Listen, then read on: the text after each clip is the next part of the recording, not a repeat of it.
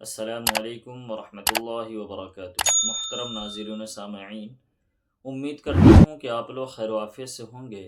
تو آئیے آج کی اس ویڈیو میں ہم ایک بہت ہی پیارا بیان سنیں گے جو حالات حاضرہ کے اوپر ہے، جو مولانا ابو طالب رحمانی صاحب نے بہت ہی انوکھے انداز میں بیان کیا ہے۔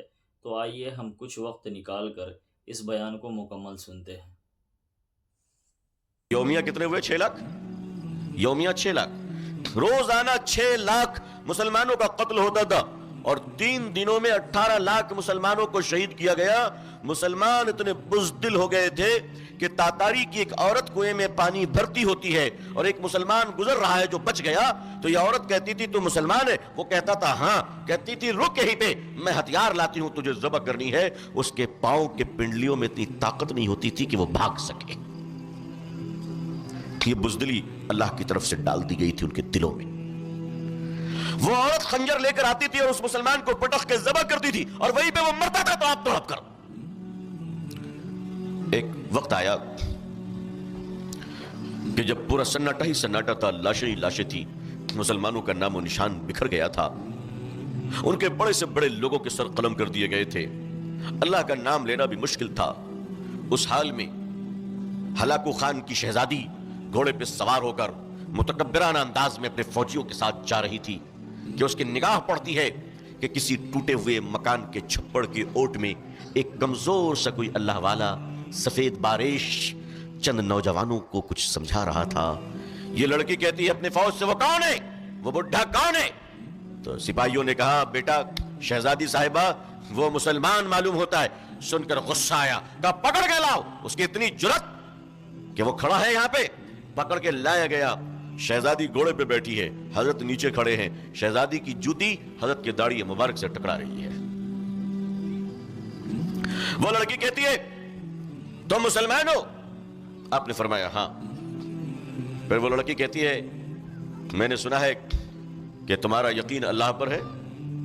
بزرگ نے فرمایا ہاں تم نے صحیح سنا ہے، ہمارا یقین اللہ پہ ہے۔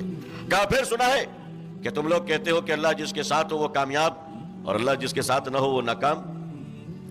حضرت فرماتے ہیں بیٹا تم نے صحیح سنا ہے، اللہ جس کے ساتھ ہو وہ کامیاب ہے اور جس کے ساتھ نہ ہو وہ ناکام ہے۔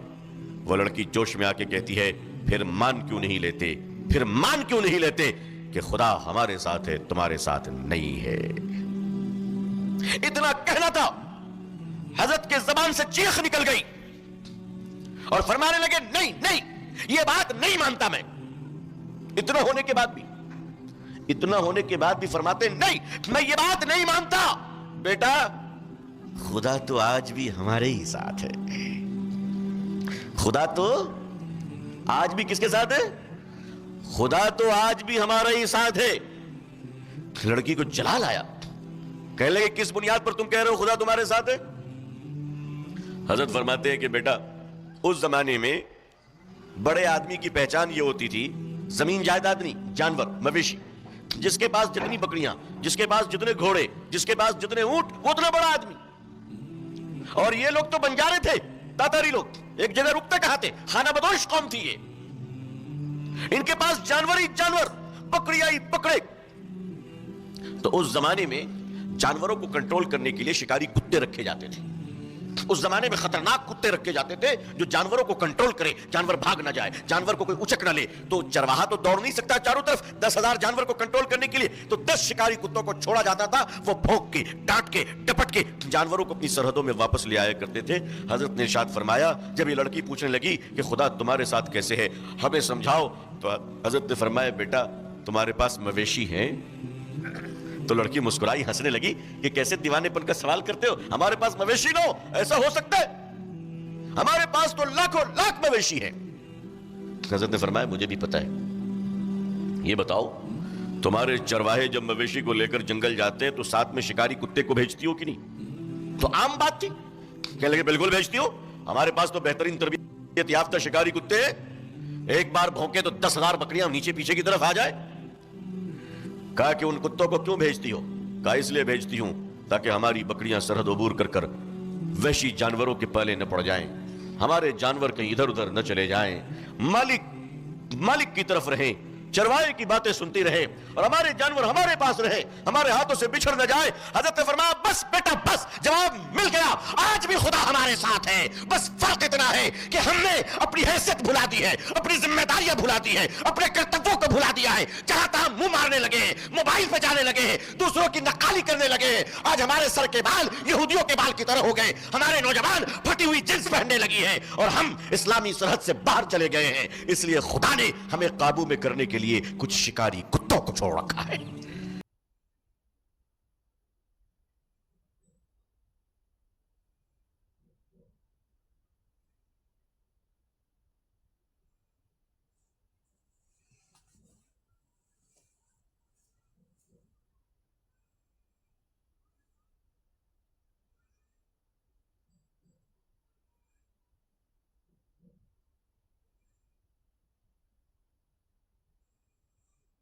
तो देखा दोस्तों, कितना ईमान अफरोज़ बयान था।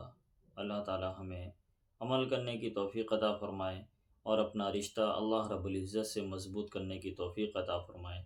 आमीन। चैनल को सब्सक्राइब कीजिएगा अगर वीडियो अच्छी लगी हो तो। मिलते हैं हम अगली वीडियो के साथ।